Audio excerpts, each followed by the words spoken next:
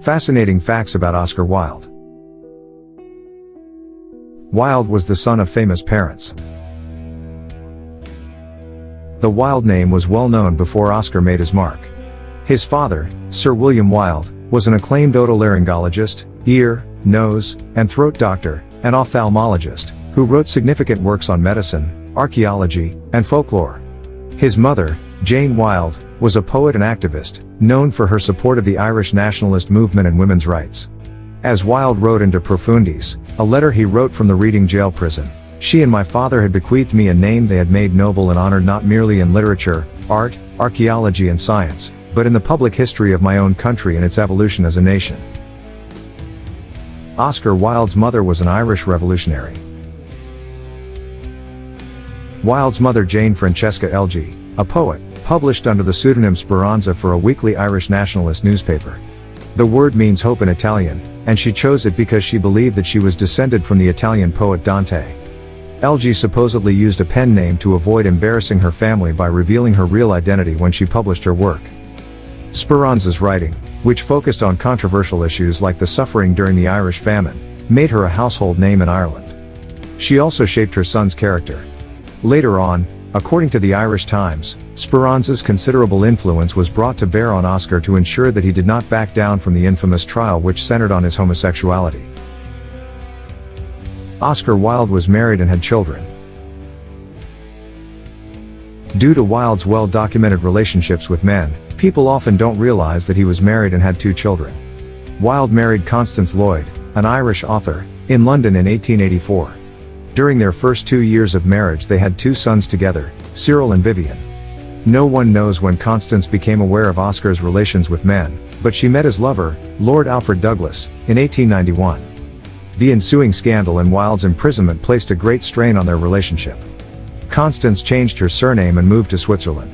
She died in 1898, and Oscar never saw his 2 sons again.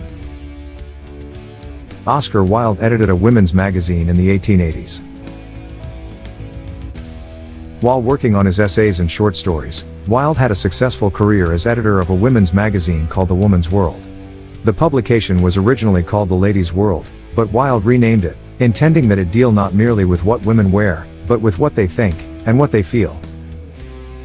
Oscar Wilde retained his legendary wit to the very end.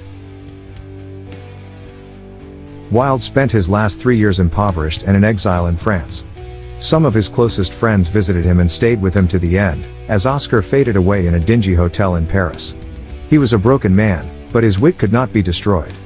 As he lay looking at the surroundings of his cheap hotel room, he uttered some of his final words: "My wallpaper and I are fighting a duel to the death. One or the other of us has to go." It was classic Oscar Wilde, and the quote is often listed among the greatest last words ever spoken. Critics slammed Oscar Wilde's only novel, The Picture of Dorian Gray. Wilde's famously decadent novel is commended as a classic today, but at the time of its initial publication in Lippincott's magazine in 1890, the reception for the work was lukewarm.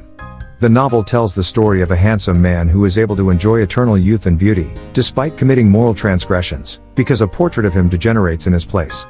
Many criticize the book's homoerotic overtones, branding it effeminate, unmanly, and leprous. Oscar Wilde told fairy tales at dinner parties. Wilde published 2 collections of original fairy tales, The Happy Prince and Other Tales, 1888, and A House of Pomegranates, 1891. Though they were put forth as material for children, Wilde told these stories at dinner parties, where he was always the star raconteur, suggesting that the stories, which contained themes of martyrdom and homosexual love, were in fact intended for an adult audience. When asked if he had meant for children to appreciate them, Wilde said, "I had about as much intention of pleasing the British child as I did of pleasing the British public." One of Oscar Wilde's plays was banned by the Lord Chamberlain. Between 1879 and 1894, Wilde wrote 9 plays, 4 of which cemented his reputation as a witty observer of Victorian mores: Lady Windermere's Fan, A Woman of No Importance, The Importance of Being Earnest, and An Ideal Husband.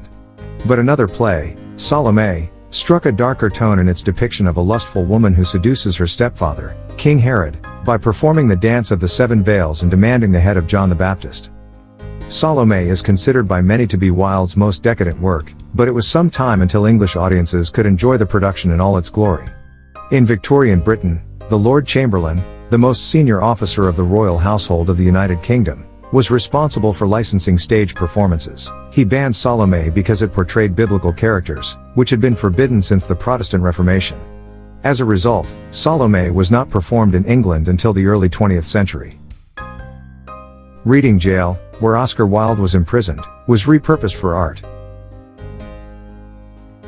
During his term of imprisonment at Reading Jail, Wilde was forced to endure unsanitary conditions and perform grueling physical labor.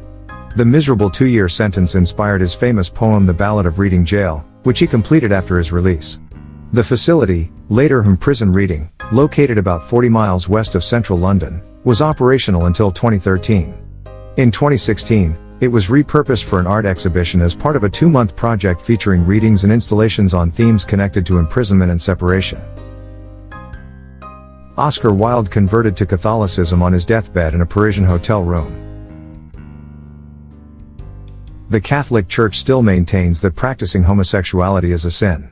But Wilde, who was raised in a Protestant family, decided to convert to Catholicism shortly before he died in Paris in 1900, 3 years after his release from prison. Wilde had a lifelong fascination with Catholicism, remarking that it was the highest and the most sentimental of faiths, and enjoyed an audience with Pope Pius IX in 1877. Earlier in life, Wilde had quipped, "I'm not a Catholic. I am simply a violent papist." Admirers once covered Oscar Wilde's tomb in kisses. Wilde's tomb, with its famous monument by sculptor Jacob Epstein, is located in Père Lachaise Cemetery in Paris, France. It's a popular draw for literary-minded tourists visiting the city.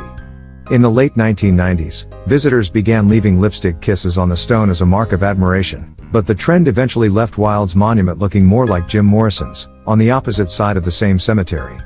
Because the grease from the lipstick and repeated cleanings began eroding the stone, the French and Irish governments paid for a glass barrier to be erected around Wilde's monument in 2011.